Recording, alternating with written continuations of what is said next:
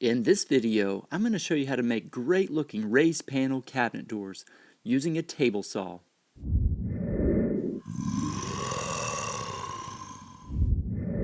To get started, let's take a quick measurement of the width and the height of our opening where we want our cabinet doors. For the rails and the stiles of our cabinet doors, I'm going to be using 1x4s. When I cut the stiles, I want a 1/2 inch overlay on the tops and the bottoms of my cabinet doors. So I'll cut my stiles 1 inch longer than my opening. I'm building 2 cabinet doors, so let's cut out 4 stiles. These are simple enough. The rails are just a tiny bit harder to get the measurements right. Start with the width of your opening. Divide that by 2, then add your overlay. I'm using a 1/2 inch overlay on these cabinet doors. Then subtract the width of 2 stiles. Both of these stiles are 7 inches together. Now take that measurement and add 1/2 of an inch. This is going to be to make up for the joinery. You'll see how it works in just a minute. Now that we know how long to make our rails, let's go ahead and cut those out.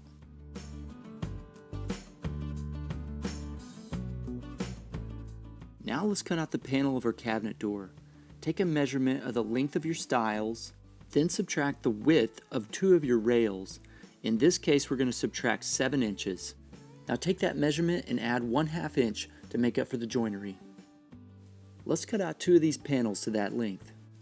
Now the width of your panel should be exactly the same length as your rails. For this next part, we'll have to remove the riving knife from the table saw. Next, let's set the fence exactly a 1/4 inch from the inside edge of the table saw blade. Now lower the blade till it's a 1/4 inch high.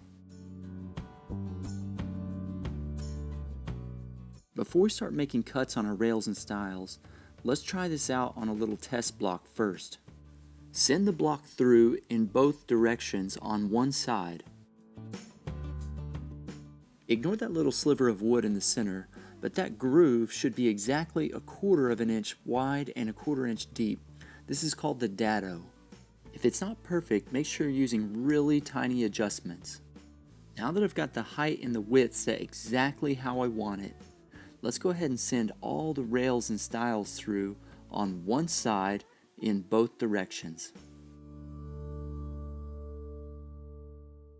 Next, let's move our fence over just enough to where the table saw cuts out that little sliver. Then we'll send all these right back through. Look, it's a perfect dado.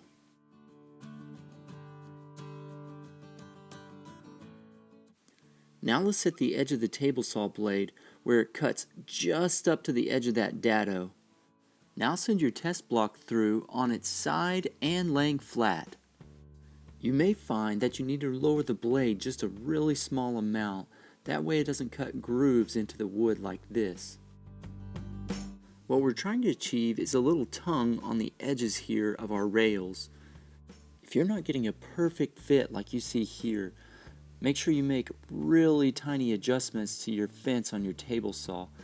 Really small adjustments go a long way when you're setting this up.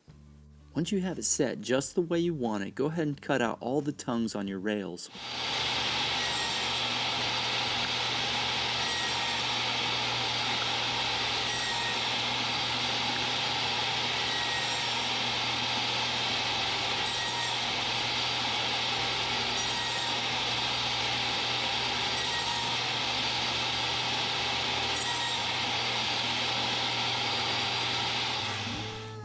When you're building a lot of cabinet doors with a table saw, it's a good idea to work on all the same pieces at the same time. That way you only have to make really minimal adjustments to your table saw. Now that these are all cut out, it's time to work on the panel. For this next part, let's move the fence over to the side where there's less clearance between the blade and the throat. Let's set our blade at a 45-degree angle. Now let's set the blade height to the top of that dado cut on our rails and stiles. Okay, let's put the blade 3/8 of an inch from the fence. Just like we did in the rails and stiles, let's use a test piece here. Send the board through on the table saw laying flat. Let's take a quick look at what we've got here. I want the deepest part of the cut exactly a 1/4 inch from that back side of that board. If you need to, make a tiny adjustment and test it again. Once your blade's set, Send both panels and your test piece back through in all 4 directions on one side. This is what they should look like before moving on. Let's move that blade angle back to 90 degrees. Then we'll set the inside edge of the blade a 1/4 inch from the fence. Set the blade height just below 3/8 of an inch. Let's try this out on our test piece first. We'll send it through on its side with the cuts facing outward. Notice it didn't cut through on the first pass. That's fine. I just want to raise the blade just a tiny bit every time I pass it through. That way it cuts perfectly.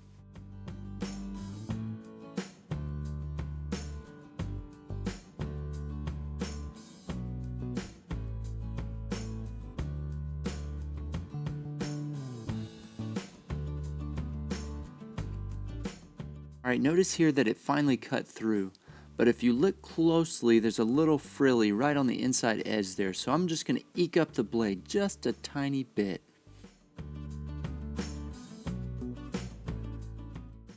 Alright, that's perfect. Now let's send the rest of our panels through.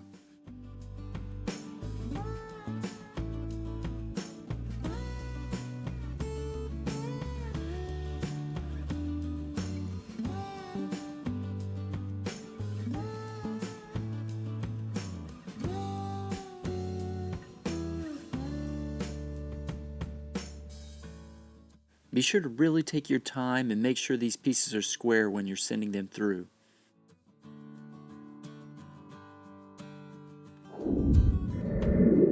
I recommend sanding down these panels a little bit before moving on. Hey, I think it's time for the glue up. I'm just going to put some glue between the rails and stiles. I'm not going to put any glue on the panel itself.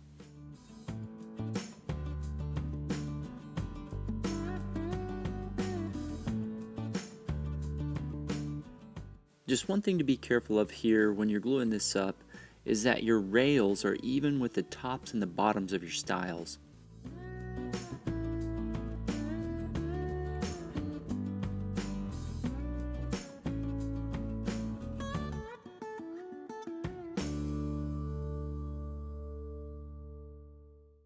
When you're clamping these up, you may find that the edges are just a little bit crooked. All you need to do is clamp a couple boards to each side. That'll allow it to dry straight.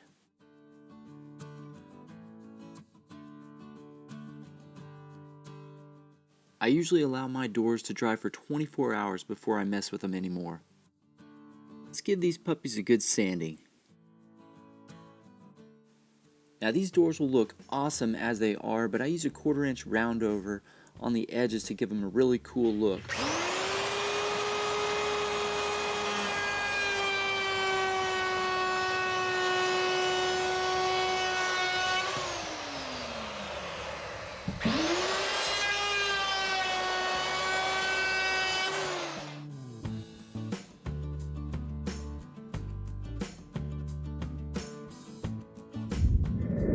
Once we do just a little bit more sanding, these doors are ready to go.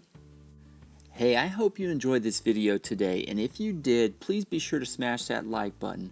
And if you're cool, be sure to subscribe too, because only cool people like hitting that I believe button.